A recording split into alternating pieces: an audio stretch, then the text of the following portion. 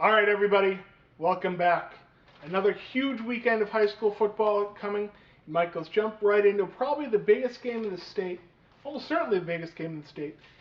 Central Catholic, number 4 in Eastern Mass, is traveling to Haverhill, number 7 in Eastern Mass. Haverhill looking for its first victory over Central since 2004, second since 1996. And, Central's the favorite, but Haverhill has a shot here. Yeah, little plug. Really liked your story, Dave, in Friday's paper. Aaron Brooks had some interesting things to say, and you could really get the sense what this means to the Haverhill kids. Central's played in a lot of big games over the years. Will continue to play in a lot of big games.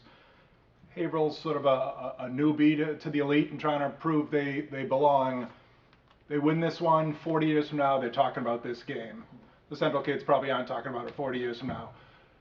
Haverhill has a chance. I wouldn't rule them out. Just love that Central defense with Cabrera. Can't pull the trigger on the Hillies. Central in a tight one. Yeah, Haverhill kept using the word program changer, that winning this game could change their program and really alter it. But as much as I would love to predict Haverhill, I just can't do it. I just think Central's really good. Like I said, Central's defense, the offense led by Brett Edwards is very potent. I got to think Central, coming off a bye week too, they win this game. We go a little down the road. Methuen, Haverhill's matchup from last week, is traveling to Andover. Methuen's 1-3. Andover's 2-2, coming off 2 straight victories. Looks like they're starting to feel it a little bit. Yeah, and as is so often the case, it's often the product of your schedule. Hey, we played great teams. We struggled. We played a little bit lesser teams.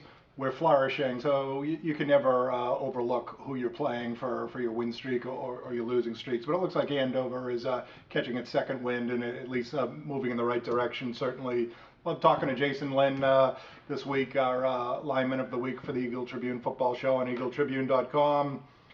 Just E.J. Perry 4 has just been remarkable, incredible. Fill in your Roger term you want to use. So Andover will probably have another big game offensively and take this one. Yeah, Methuen does have some dangerous weapons. Peter Quackey continues to impress, doing a little bit of everything. But I got to go with Andover in this one. North Andover, they're coming off a victory, but they're taking on about the hardest competition they could. They're traveling to Billerica. Billerica's 4-0. They just beat Everett, and they're just absolutely hitting on all cylinders. Yeah, the one thing maybe North Andover is thinking of, they overlooked a little bit. I imagine the kids from Billerica, they're sky high. They're still thinking about it. They're still talking about it. They're still heroes in town. But with the Laundry kid is just a force. Coach Sigsbury has it rolling. I'm just a huge believer on him on the sidelines. Billerica will be tough to beat in this one. Yeah, gotta go with Billerica. All right, a couple teams that need a win. Pinkerton at 2-3 is traveling to Timberlane at 1-4. I'm tempted to go for Timberlane here, and I'm going to go for Timberlane because Jacob Post, who we interviewed as our offensive player of the week this week, is the best player on the field. I agree, and I agree. Mini upset. I don't know if it's a huge upset. If they had lines in high school football, it'd probably be Pinkerton by 6 or something. Post one way over to I'll go with the Owls as well. Certainly, Pinkerton could catch back up in here, but I gotta feel the Owls are going to win this one. Salem, covering off its first loss of the season, they're 4-1. They get a great landing place here to rebound against 0-5 Memorial. Hate to be that guy who says, boy, but for 0-5 they're good. So not the worst 0-5 team. Memorial the last 3 weeks have been pretty competitive, but that being said, Sabanda and co. roll to the win. Yeah, I think I'm a believer in Salem. Pentucket going to North Reading. Pentucket's coming off their best win of the season, beating Newburyport. North Reading's 3-1. They just lost to Masco. I get a sense Pentucket might have caught a little bit of rhythm here.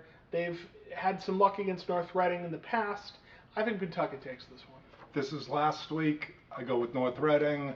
Pentucket seems to have taken a step up, and North Reading maybe a step sideways, but this week we're going with the Sachems. Yeah. Hamilton Wenham traveling to Georgetown. Georgetown coming off their first loss of the season. you got to think Jim Pugh and Hamilton Wenham's going to be ready to take this one. Yeah, he's got a good one. And Billy Whalen, who threw 3 TD passes and scored twice in the romp over Manchester Essex last week.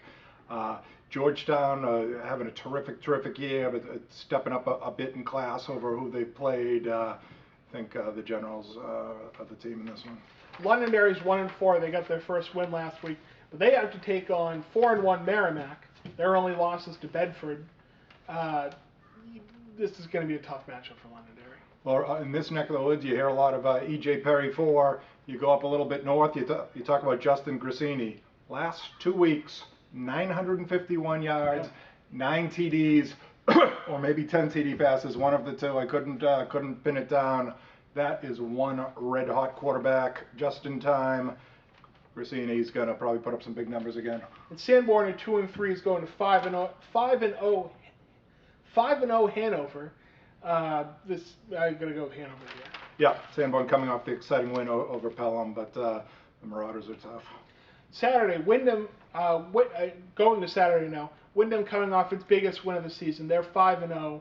They're up to number 3 in the New Hampshire football rankings. They're taking on 1-4 Trinity. I just see Wyndham romping in this one. Yeah, and that Union leader power poll, I think they said that's the highest a D2 team has ever been ranked. I don't know how long they've had it, 3, 4, 5 years, but making some history there in Wyndham. Trinity gave up 55 points last week. May do it again this week. Yeah, maybe even more, but Wyndham usually calls off the Dogs pretty quick. Lawrence at 0-4 is traveling to Tewksbury at 4-0. We all know how good Tewksbury is. They're just solid, tough football. It's been a bad week for Lawrence.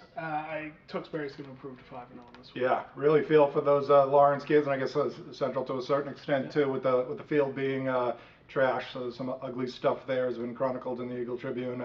Brandon Wynn lives up to his name, and they win and win big. Probably the Red Hot Redmen. Couple 0-4 teams, Whittier and Chelsea. Chelsea going to Whittier.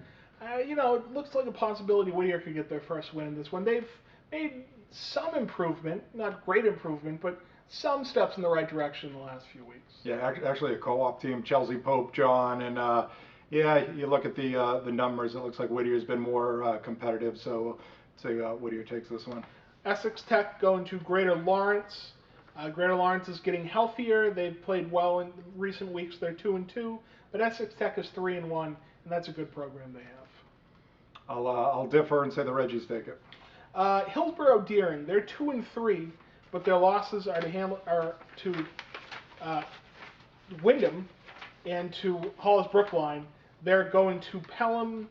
I think Hillsborough in this one. Yeah, another co-op team, Hillsborough, Deering, Hopkinton. So HDH ruins Pelham's homecoming. St.